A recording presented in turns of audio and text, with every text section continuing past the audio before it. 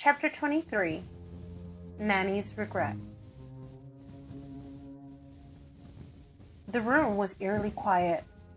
There were tears in everyone's eyes except Maleficent's. After a moment, she broke the silence. But you didn't die. None of you did. I thought I had killed my mother and everyone I had ever known. I didn't find out until later that you had survived. If it hadn't been for the odd sister spiriting us away, we would have died, Nanny said softly. I suppose they knew what happened was a possibility. I suppose you all did. Everything the odd sisters said the night before my birthday about the stars not aligning made sense after that.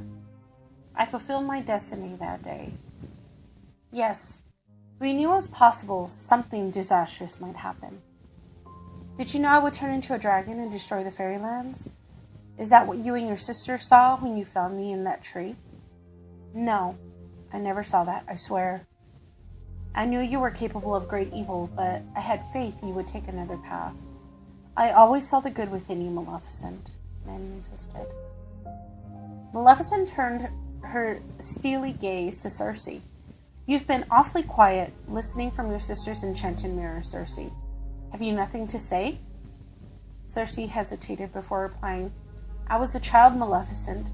I don't even recall visiting the fairylands. I don't remember meeting you, the three good fairies, or the fairy godmother. I'm sorry for whatever part I may have played in what happened. I really am, but it sounds as if I was trying to defend you. Maleficent contemplated Circe's words. You truly don't remember? Circe shook her head. I don't.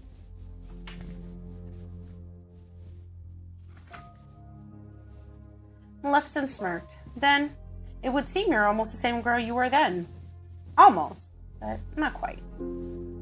Circe didn't understand the dark fairy's meaning, but she decided not to press it. All of this seemed so unreal. Circe had heard many of tales of the villainous Maleficent.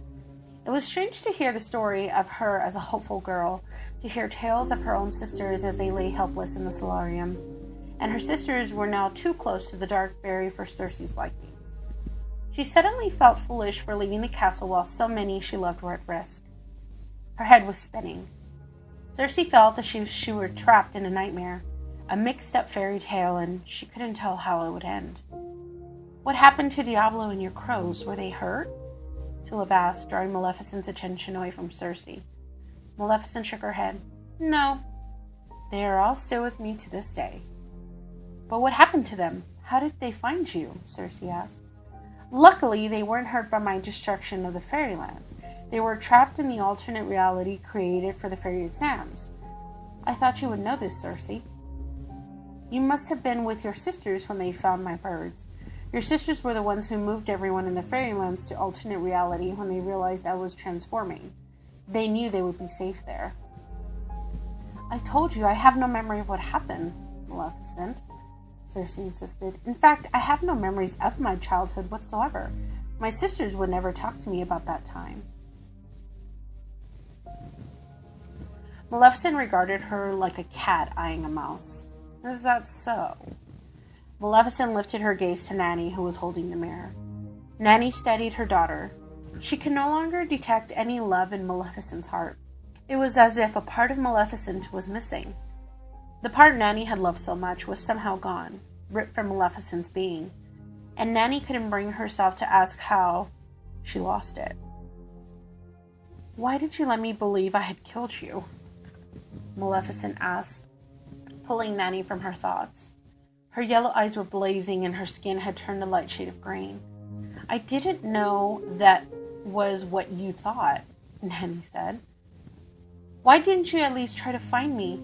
I was your daughter, and you didn't even try to find out if I was living or dead. I did. I searched everywhere for you. I could not find you, I swear. I thought you had died, consumed by the flames. It took me and my sister an age to restore the fairylands. You destroyed everything, Maleficent, and almost everyone. It took all my power and strength to bring life back into that place. It wasn't until the odd sisters told me they had found you alive years later that I learned you still lived. You're a powerful witch. Had you wanted to find me, you would have. How could she not feel me in the world, even in my dragon form? Maleficent spat. You stayed a dragon? For how long, Maleficent?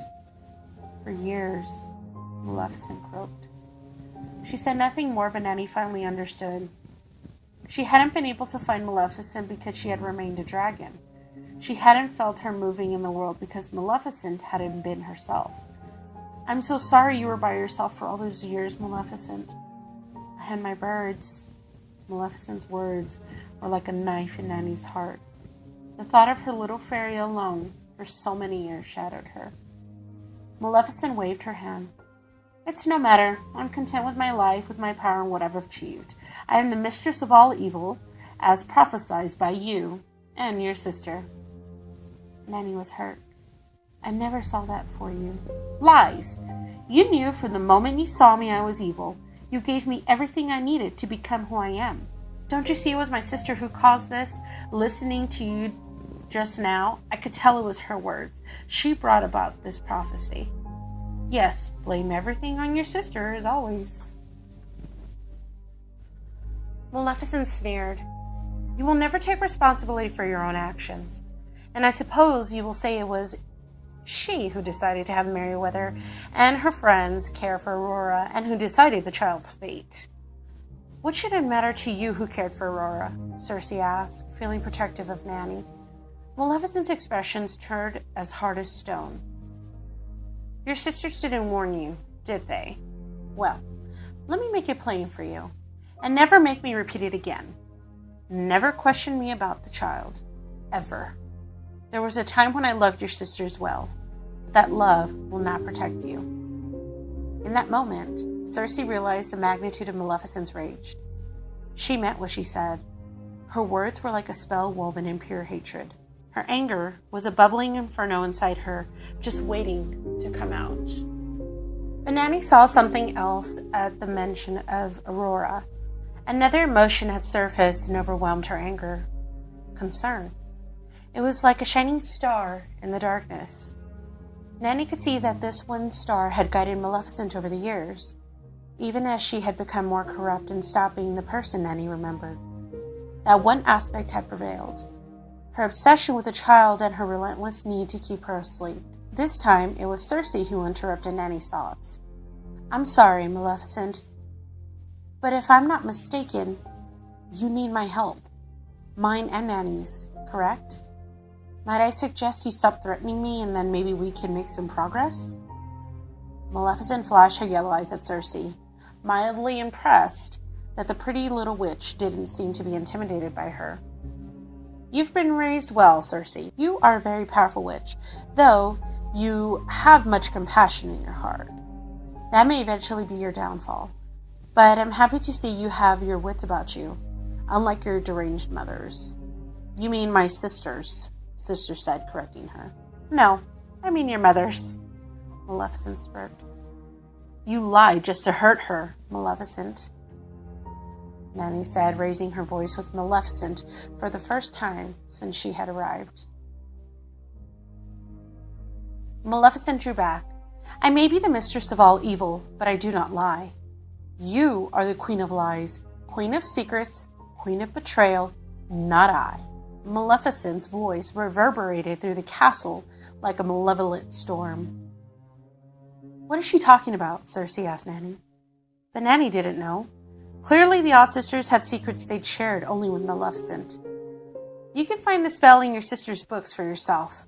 It's all right there. How they did it, how they created you, Maleficent said. You may be the only thing in this world left of them now that they are trapped within the realm of dreams. I don't believe they are my mothers. I don't, Circe cried. Maleficent laughed. You know I'm telling the truth. Read the books sitting before you. Everything is there. Learn your mother's secrets now that their books are open to you. I gave them the spells that protected their secrets from you all this time, but they no longer inhabit this world. Those spells are broken. Why do you think you have always had greater power than them? Why do you think they have always deferred to you, their little sister? You are them. But go look for yourself. When you find the book that tells you the secrets, and mine, secrets we have been hiding, you bring those secrets back here. Bring them to me and to the one of legends, and then you will know what I say is true. Only then will you want to help me." Circe's reflection in the mirror looked at Nanny, wondering what she should do. "Go, my dear. Do as she says," Nanny said. "See for yourself and bring the book back to the castle." Nanny looked at Tulip and Popinjay. "My sweet dears, I have not forgotten you. Tulip, can you and Popinjay please go attend to the matters we discussed earlier?" "Yes, of course, Nanny," Tulip said. She had almost forgotten that they were expecting the fairy godmother and the three good fairies. "Directing everyone like a maestro as usual, I see," Maleficent snapped. "Stop this, Maleficent," Nanny cried. "Have you not heard anything I've said to you? I loved you. I loved you more than anyone I have ever known. I loved you as my own child. I still do. Please stop this condemnation." Tulip and Popinjay felt like they were eavesdropping on a personal conversation. They crept out of the room as quietly as they could without disrupting mother and daughter. Because that was what Nanny and Maleficent were. Mother and daughter. Or at least they had been at one time.